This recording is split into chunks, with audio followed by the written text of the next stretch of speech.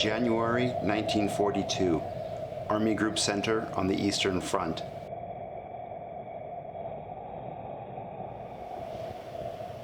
This footage was taken by a propaganda film crew, but was never seen by the German public.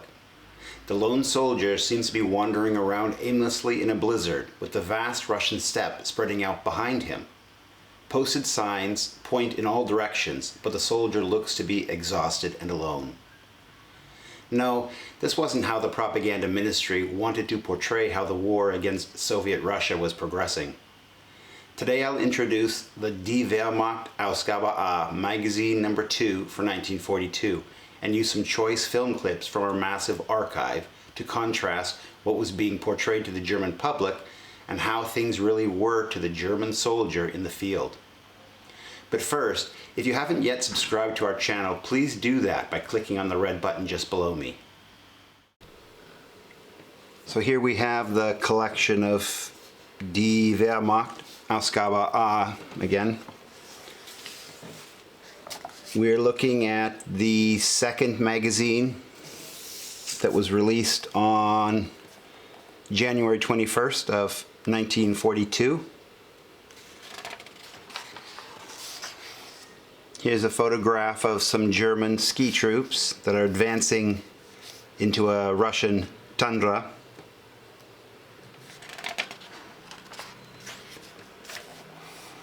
Here, these photographs show the preparation and following through of a supposed night counterattack. In the preparation phase of it, you see the German officer speaking to his unit. They're huddled around him here once again on this Russian steppe, big open, vast open area, explaining what will happen. These photographs at the top and the text describe the ferocity of the attack that was unleashed, and of course it was successful. We have the soldiers here around a fire talking about the day's work or the evening's attack, and below here is talking about the hundreds of Russian prisoners that were captured, or soldiers that were captured. Following article is about an anti-aircraft unit that is in action. It's talking about guarding the skies, minus 34 degrees Celsius. As you can see, the troops are well outfitted for the winter fighting. They've got heavy wool jackets on. They've got felt boots, very substantial felt boots, gloves, hats. Looks very cold, but they seem very well kitted out for this night or for this winter action.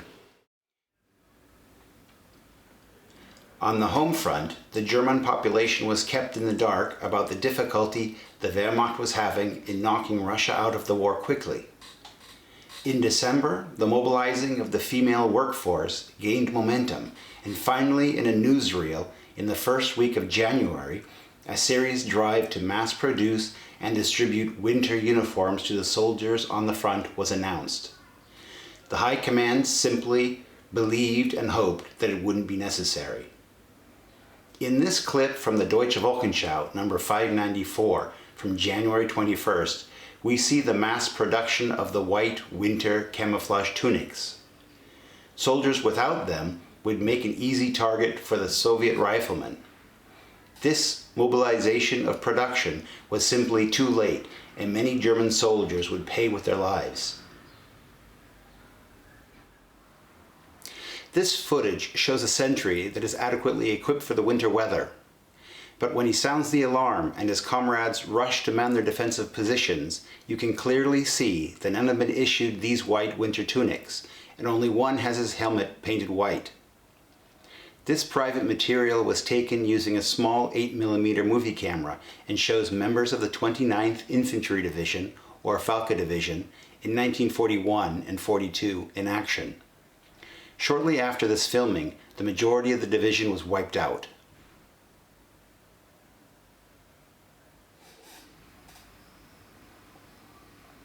From this newsreel from December 10th, it is made clear that the cold is really nothing to worry about. It shows German soldiers who not only don't need appropriate winter equipment, but they also are just fine completely naked. The message to the German soldier fighting and dying in the Eastern Front was, if you think you are cold, you are weak. Get on with it. Do your duty. Here we can see a report about Italians fighting in Russia and their storming of a factory. This talks about young Japanese swimmers and defusing of mines around Hong Kong. It talks about the attack against the American Navy in Pearl Harbor and Hawaii. In fact, there's an awful lot of articles about the extended influence of Japan in Southeast Asia.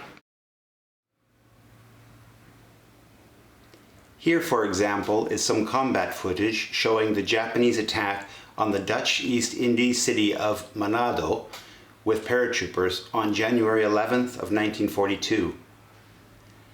This was the Japanese first use of airborne troops in live fire operation. Our archive contains plenty of material from all nations involved in World War II and many neutral nations. We have newsreels, private footage, training films, propaganda films, and documentaries that were produced during the war. Take a look at the description for more details. And in the South, Army Group South in 1941 was involved in the Crimean Peninsula trying to take the fortress city of Sevastopol. In 1941 they were not successful in doing this. This article talks about fighting that was happening there in the Crimean Peninsula. Here's more information about fighting in the snowy conditions in the winter, the Russian winter. They did have an awful lot of training material that was produced to prepare soldiers for this kind of fighting. Let's take a look at one of those training films.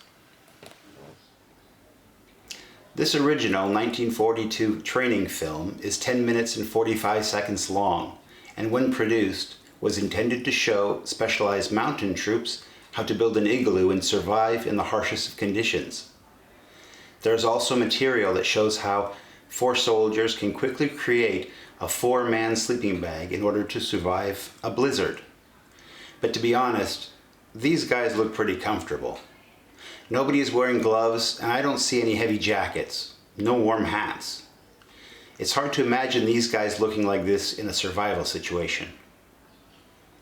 With the experience gained on the Eastern Front in the winter of 1941-42, it was decided that a much larger pool of soldiers should get this type of specialized training. This would give the young recruits a much more realistic portrayal of what to expect on the front, and therefore a better chance to survive. But a balance had to be kept. Too much of the truth would scare young recruits and damage morale. And on the final page of the second magazine in the 1942 series, we have a picture of an anti-aircraft unit defending a northern coastline. And below that we have a color photograph of an 88 battery firing directly on enemy advancing tanks. So the next video we'll make will be about number 3 for 1942. If you haven't subscribed and you enjoy the material, please go ahead and subscribe. It really does help us out. If you have any questions or comments, go ahead and write them down below and we'll do our best to answer them. Thank you very much for watching.